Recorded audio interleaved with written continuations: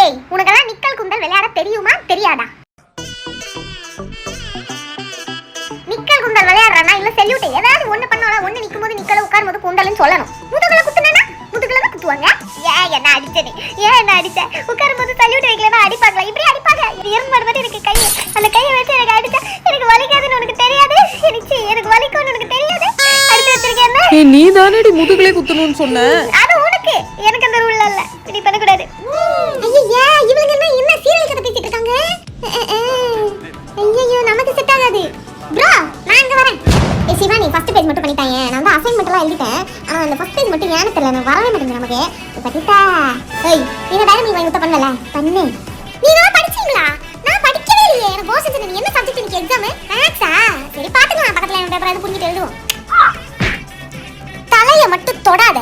என் தலைய தொட்டா எனக்கு பிடிக்காதுன்னு உனக்கு தெரியும்ல. அப்புறம் என்ன மண்டையில அடிச்சு அடிச்சு விளையாடுறது? அடிச்சு பல்லெல்லாம் ஒட்டிக்கிறதுக்கு எனக்கு தெரியும். தலைய கை வைக்காத எனக்கு பிடிக்காது.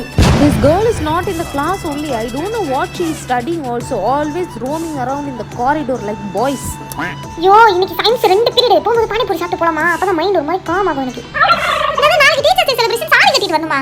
சாரியா? சாரி எல்லாம் எனக்கு கட்ட தெரியாது. வேணா ஒரு குர்தாவும் ஜீன்ஸ் போட்டு வரேன் போதுமா? போர் அடிக்குது ஏதாவது விளையாடலாமா? நேம் பிளேஸ் திங்ஸ் அனிமல்ஸா? பென் ஃபைட் இல்ல ஒரு ஹேண்ட் கிரிக்கெட் சொல்லுவேன்னு பார்த்தா ஐயே